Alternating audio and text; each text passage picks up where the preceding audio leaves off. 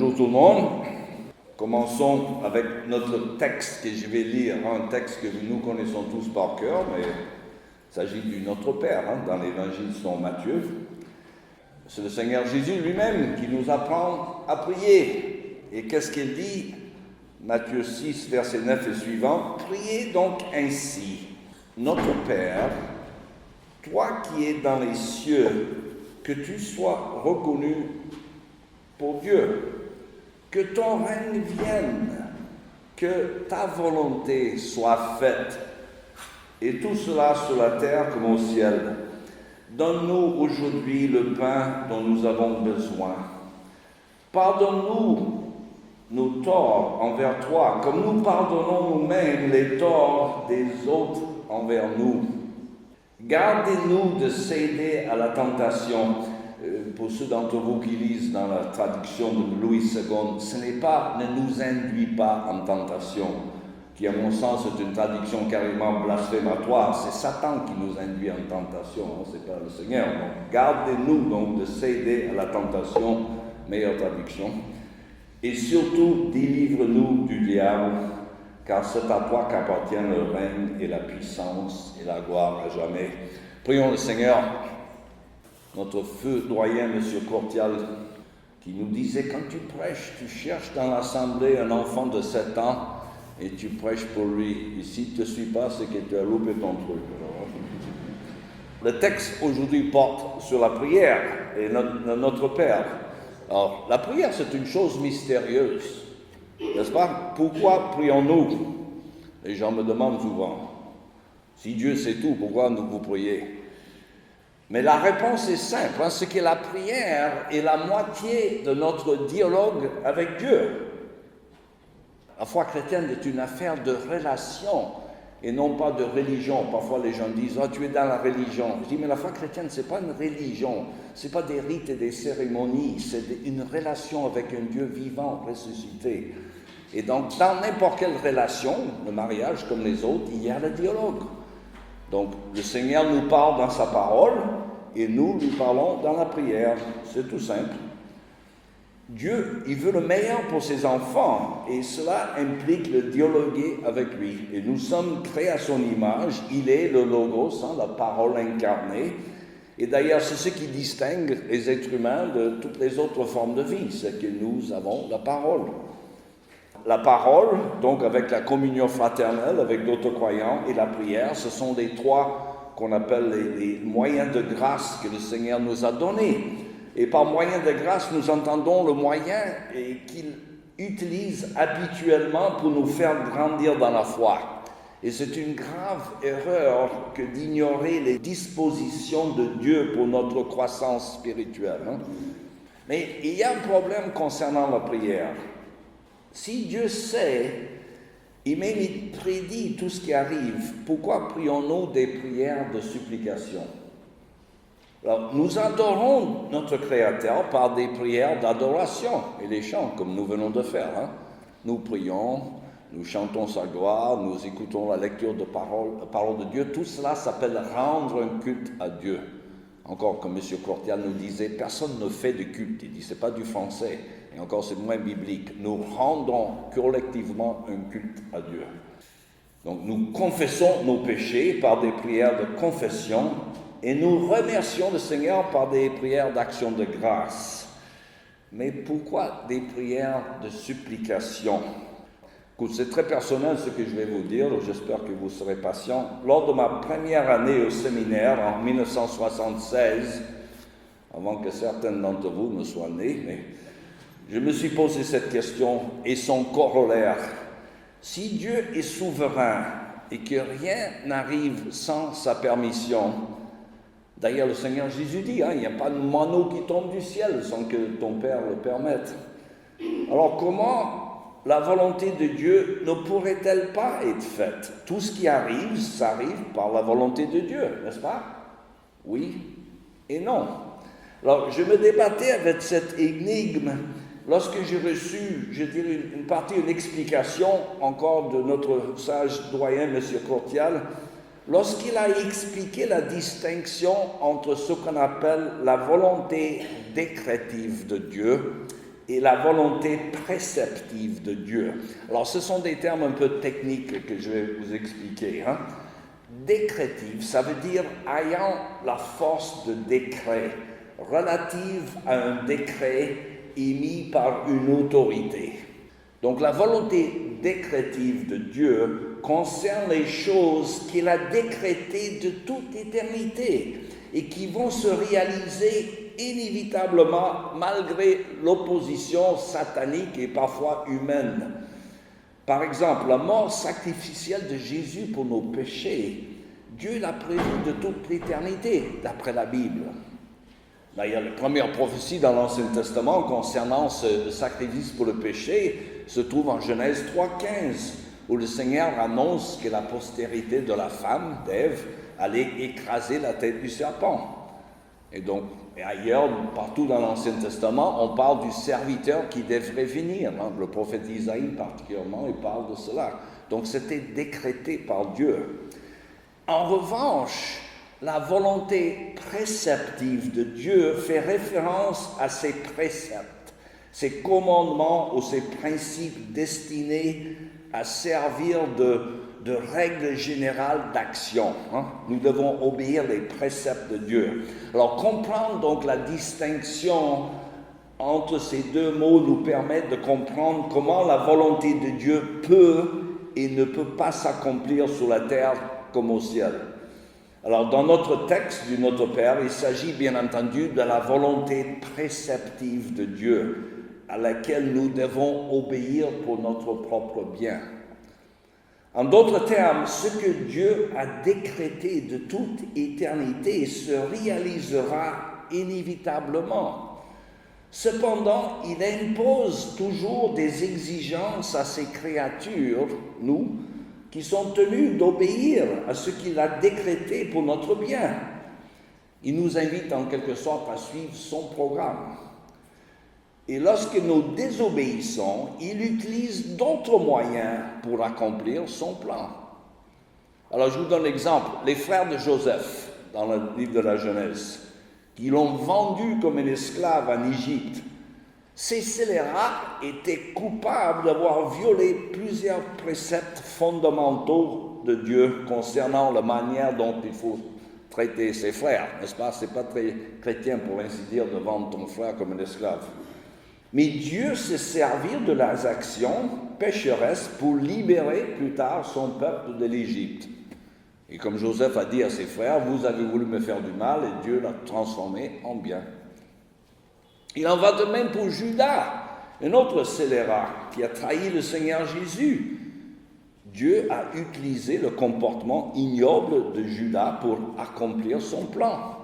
La mort sacrificielle de Jésus en guise de paiement pour nos péchés. Le Seigneur a dit, le Fils de l'homme s'en va, comme il est écrit de lui, comme il est en quelque sorte décrété de Dieu par toute l'éternité. Mais malheur à l'homme par qui le Fils de l'homme est trahi. Les frères de Joseph, comme Judas, étaient coupables, ils ont gravement péché, ils étaient responsables de leurs actes. Et s'ils n'avaient pas péché, par contre, Dieu aurait trouvé un autre moyen pour accomplir son plan. Alors, d'aucuns parlent, il y a un pasteur américain qui parle surtout de l'utilisation du péché sans péché par Dieu. Dieu utilise le péché sans péché lui-même, bien entendu, pour accomplir ses desseins. Alors, quoi qu'il en soit, les hommes sont toujours responsables de leurs actions et Dieu est souverain sur tout ce qui arrive.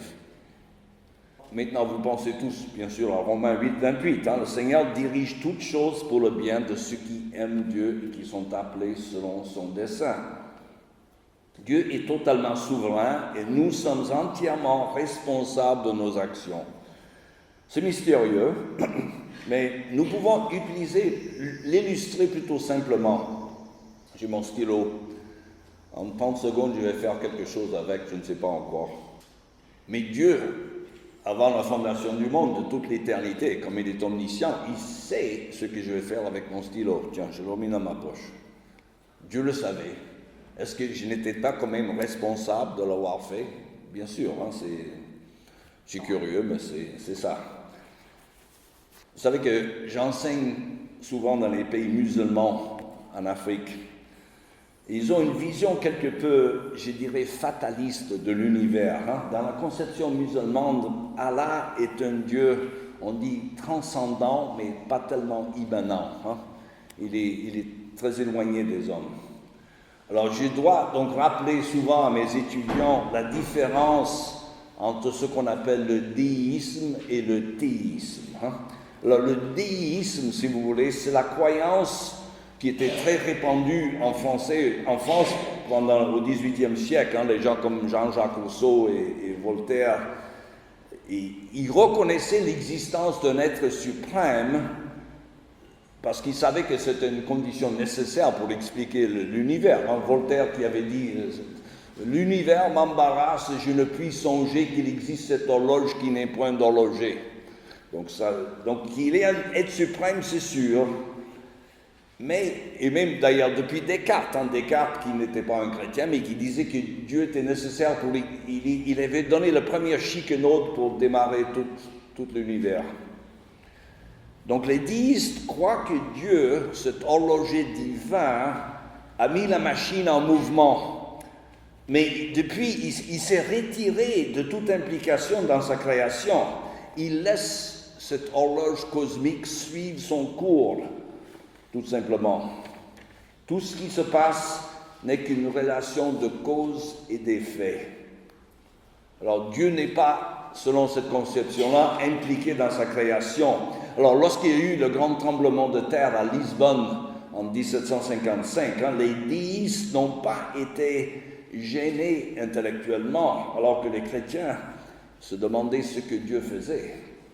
Mais la Bible ne nous parle pas d'un Dieu déiste, mais d'un Dieu théiste, totalement impliqué dans sa création. Encore une fois, Jésus a dit que moineau ne tombe pas sur la terre sans que ton Père le permette. Il est souverain. Alors, bien sûr, nous ne comprenons pas toujours pourquoi il intervient parfois selon nos prières et parfois il n'intervient pas. Il laisse parfois les causes et les effets suivent leur cours. Dieu intervient parfois et parfois nous devons simplement croire qu'il sait mieux que nous ce qu'il faut faire. Tout dépend de notre confiance en lui. Alors, nous avons quand même toute la Bible comme évidence de sa bonté et sa faveur envers nous. Nous sommes d'ailleurs privilégiés de toute l'histoire de l'Église. Nous avons toute cette évidence. À la différence, pensez à Job. Ceux d'entre vous qui connaissent bien la Bible, vous savez que Job, c'est le livre le plus ancien de la Bible. Et donc, ce personnage principal, il avait beaucoup moins de preuves. Il lui manquait tout le reste de la Bible, il n'avait rien. Et pourtant, il gardait sa foi, son ferme assurance.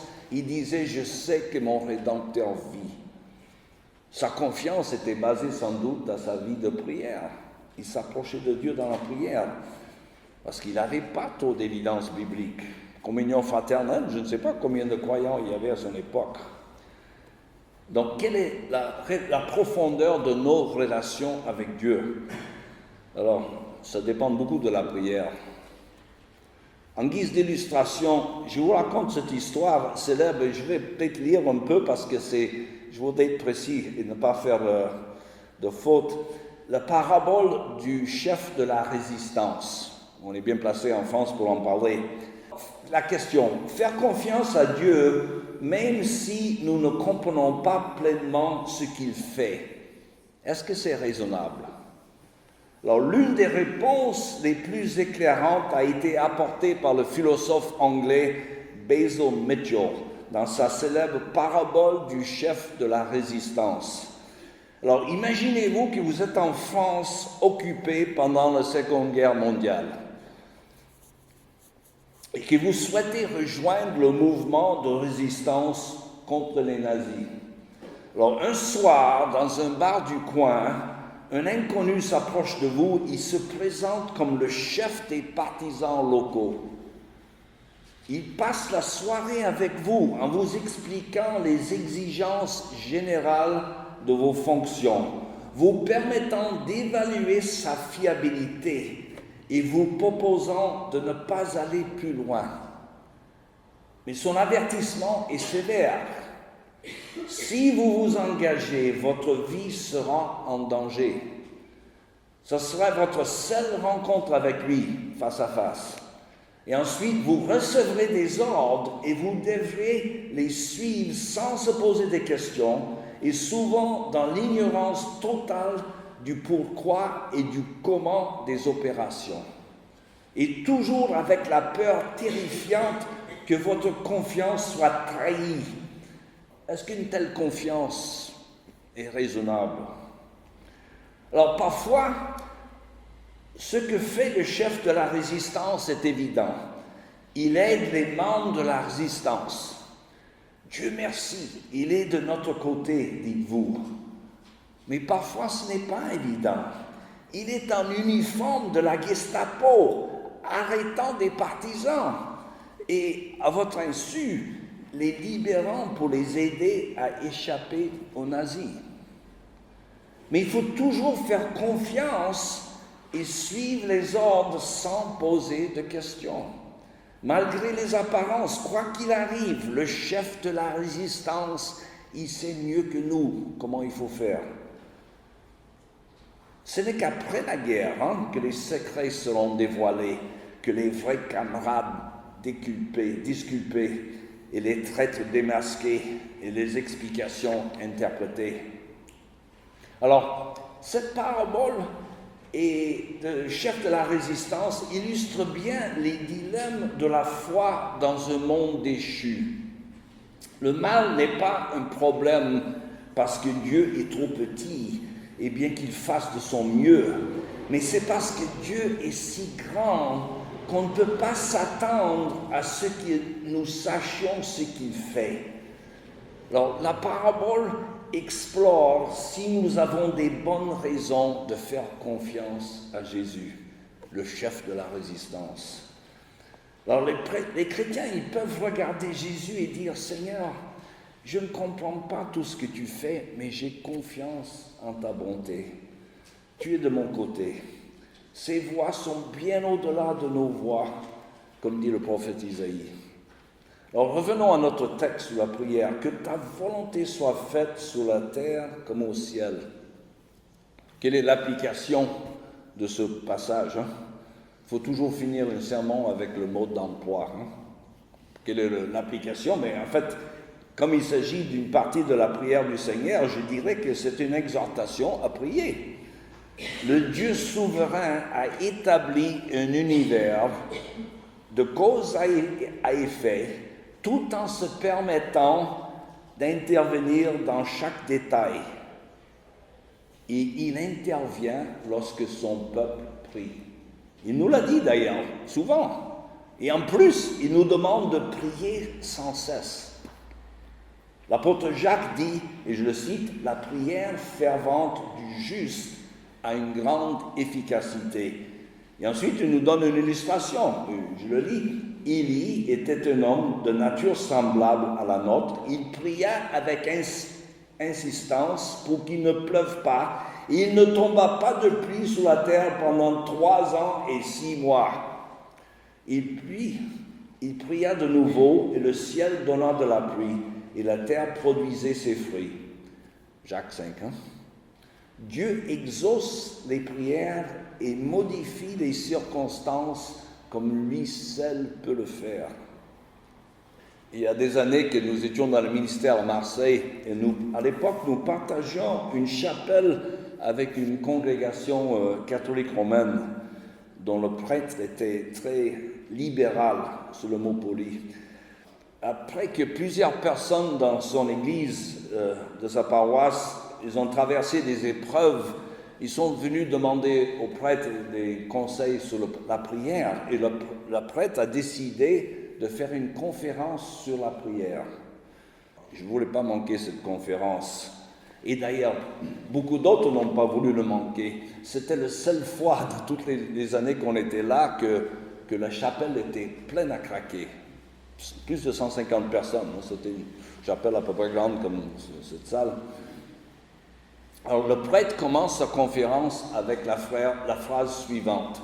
Ça m'a coupé le souffle. Il disait « Moi, je ne prie Jamais. La prière n'a aucune valeur utilitaire. Bon, c'est pas possible. Là, c'était son ouverture. N'oublie pas, il s'agit de membres du clergé. Il a ensuite décrit la prière comme un exercice purement psychologique pour accepter des choses qui ne pourraient jamais changer. J'ai le souffle coupé. Et il y avait une section après sa conférence de questions-réponses. Et j'aurais dû penser au texte de Jacques sur Élie qui arrête la pluie. Mais ce jour-là, il s'avère que j'avais lu dans le livre des rois l'histoire d'Ézéchias qui était malade et qui demande au Seigneur de le guérir. Et le Seigneur lui accorde 15 ans de supplément à sa vie. Alors j'ai évoqué cet exemple. Je dis c'est pas mal pour quelque chose qui n'a pas de valeur utilitaire, n'est-ce pas? Et le prêtre, il m'a renvoyé, il a dit non, c'est votre lecture fondamentaliste de la Bible, les choses ne se sont pas passées comme ça. Enfin, manifestement, ce prêtre, il avait une conception déiste et non pas théiste de la Bible. Et pourtant, donc nous avons cette certitude que le Seigneur écoute nos prières. Nous ne prions pas assez, par contre. Moi, je ne sais que je ne prie pas assez. Nous ne faisons pas suffisamment confiance au Seigneur quant à ce qu'il nous a dit. L'un de mes prédicateurs préférés, c'était le feu pasteur Tim Keller aux États-Unis, qui s'est installé à New York en 1989 pour monter une église. Et le Seigneur a béni son travail. Maintenant, c'est une église qui a fait beaucoup d'églises filles. Ils ont plus de 10 000 membres. Le climat intellectuel à New York n'est pas très propice. C'est pas le Bible Belt, comme on dit. New York, c'est des gens un peu comme en France, je dirais, ça ressemble un peu à Paris. Pas très porté vers l'Évangile. Et pourtant, le Seigneur a béni son œuvre. Et on a demandé à Keller, je me souviens, une de ses dernières interviews, si tu devais tout refaire encore, qu'est-ce que tu ferais différemment? Et sans hésiter, il a dit, je prierai davantage. Alors, il est vrai que la prière est mystérieuse. Le timing de Dieu n'est pas le nôtre. Parfois, il dit oui à nos requêtes, comme le chef de la résistance, faut faire confiance. Et parfois, il nous fait attendre. Mais comme le pasteur Keller a dit, je cite cette parole, je pense qu'il avait pris chez le grand prédicateur anglais Martin Lloyd-Jones. Il a dit, Dieu vous donnera tout ce que vous sauriez lui demander si vous saviez ce qu'il sait. Ça mérite d'être répété. Dieu vous donnera tout ce que vous sauriez lui demander si vous saviez ce qu'il sait. Il a donné son Fils pour notre rédemption. Que pourrait-il donner de plus? Quelle preuve supplémentaire nous faut-il pour être convaincus qu'il nous aime? Que ton règne vienne et que ta volonté soit faite sur la terre comme au ciel. C'est certainement la volonté de Dieu que nous fassions sa volonté chaque jour. Sa volonté préceptive, comme on a dit. Alors je vous lance un défi. Je le lance à moi-même, mais commencez la journée, chaque journée, en demandant à Dieu la grâce de faire sa volonté ce jour-là. Tout simple comme prière, mais très direct. Il vous l'accordera parce qu'il veut qu'on fasse sa volonté. Rappelez-vous, qu'il nous donne la grâce de marcher librement devant lui. Et un autre pasteur que j'aime bien qui disait que rappelez-vous que la liberté ne consiste pas à faire ce que l'on veut, c'est la capacité de faire ce que l'on doit. Dernière anecdote, promis, tirée d'un film américain que je ne recommande pas d'ailleurs, mais s'appelait L'Avocat du Diable, ça date de 1997. Et à la fin de ce film, célèbre si vous voulez, l'avocat et le personnage principal qui était interprété par l'acteur américain Keanu Reeves, il décide, c'est un avocat, mais il décide à la surprise générale d'aller à l'encontre de la volonté de son patron qui est le diable, incarné par Al Pacino. Il refuse donc, il veut faire ce qui est juste et ne pas écouter le diable. Il se retire de l'affaire où il devrait défendre un pédophile que tout le monde savait était coupable.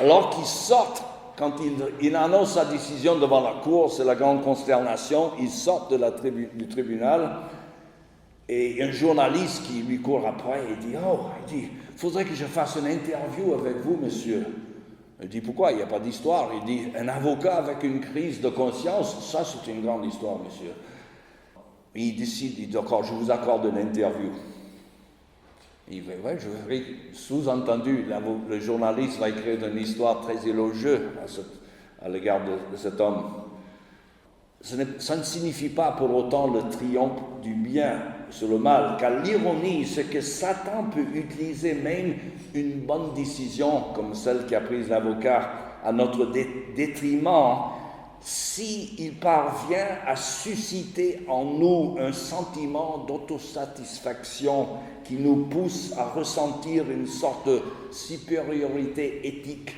comme un pharisien.